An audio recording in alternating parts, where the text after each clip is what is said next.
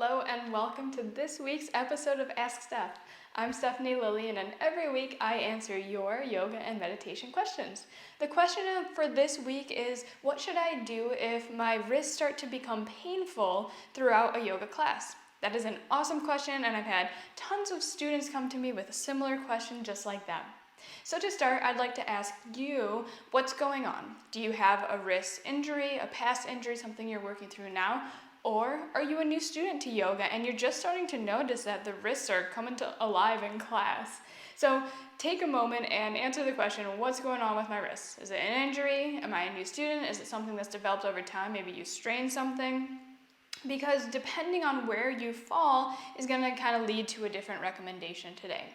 If you are working through an injury, I'd advise you to generally stay off your wrists. And today I'm going to provide a couple of postures for the most common postures you see in class to help you find your way out of your wrists and allow the wrist to heal. If you fall into the other boat though, and you're a beginner student and you're noticing, wow, like yoga puts a lot of pressure on the wrists and the hands, and I really can't stand that for a duration of like a whole hour class, then I'd like to advise you a little bit of a different kind of route to take. If you are noticing that, for example, you start class, the wrists are feeling fine, you're doing a good job, but then maybe you hold a posture for a while that really kind of uses the wrist, or you're just generally noticing that throughout the progression of class, the wrists are getting a bit tender. In that scenario, I would advise you to flow until you feel like, okay, this is too much. In other words, your focus is coming out of the breath and the body, and you're really bringing your awareness to the wrists, and it's taking away from your practice. In that scenario, once you hit that point within the threshold, then you're going to switch as well to these postures that I'm going to show you today, just like somebody who has the injury. If you are working through building the strength in the wrists, be patient with yourself. It takes time. Just like if you were to start going to the gym, you wouldn't start lifting a massive amount of weight. With yoga as well, you're now putting pressure and weight-bearing activity on the hands, which maybe you never did before. So give your body some time to get stronger within the bones, within the muscles, and also gain flexibility. Be patient with yourself because this is your yoga journey and it should be fun and exciting. So to start, there are a couple postures that are frequently found throughout yoga flows, and I'm going to go over those with you along with variations that you can take if you are noticing those wrists are becoming sensitive. To start, let's go over one minor kind of point before we jump into any other postures. If you want to join me, you can make your way to hands and knees tabletop position. So in any posture where the hands and the wrists are near the ground or set on the ground, there's a couple things we're going to want to look for.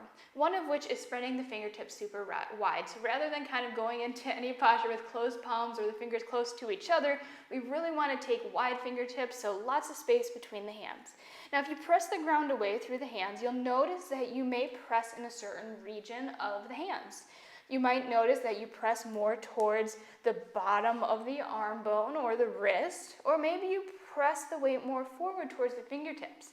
Throughout yoga, in order to get the weight out of pounding down through the arms, through the wrists, we really want to shift our weight forward. So rather than pressing down through the heel of the hand, and you can try this, see if you can shift the weight so you press more towards the balls of the fingers, or even grip the mat with the fingertips. So this is going to transfer the weight from the wrist and the bottom of the hand more up the hand, and the weight-bearing activity is going to translate towards the bottoms of the fingers and those fingertips as well. So you can play around with it. Try to press through the heel of the hand and then shift the weight forward. In other words, press down through the pointer finger and the thumb, the space between that. Try to press that little webbing space down towards the mat, and even try to shift that weight toward the pinky finger side of your hands.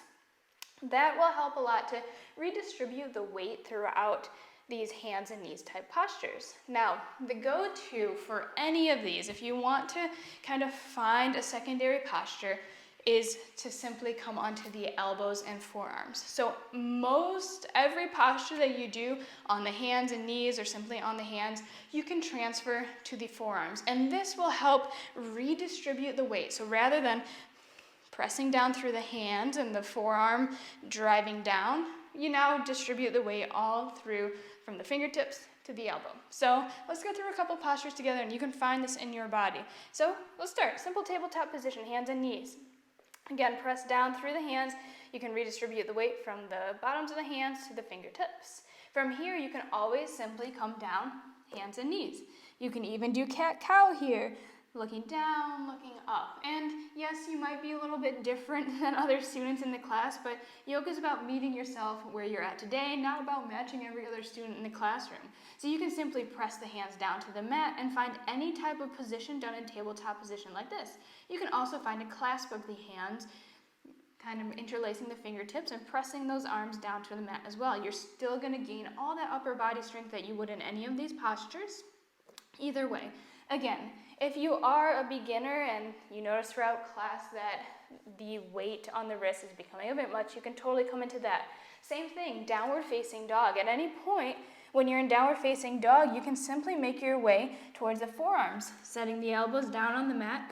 Hands come down as well. You can also interlace the fingers. This is a version of dolphin pose. Dolphin pose, we walk forward and the booty goes up. So you're coming into, again, just a slight variation that takes a lot of the weight off of the wrists. We'll come on out of that again.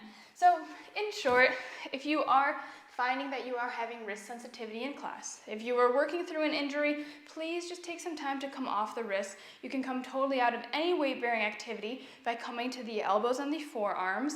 You can also simply come out of any type of weight-bearing activity as well by making your way to a child's pose at any point during class. It's okay to take breaks. If you are a beginner student and you're noticing that just like going to the gym, that over time you're like, oh wow, I haven't worked these muscles in a while, so I'm noticing sensitivity, then work until you can still stay in the body and then take a step back. Make your way, again, any of those postures that you do on the hands, you can do on the forearms and the elbows with the palms face down or fingers clasped, and you'll build just as much strength in your practice. So I hope that helped you today and that you can find your way to navigate a little bit better throughout class with wrist sensitivities. Thank you very much for joining me here today. Have a wonderful rest of your day. Namaste.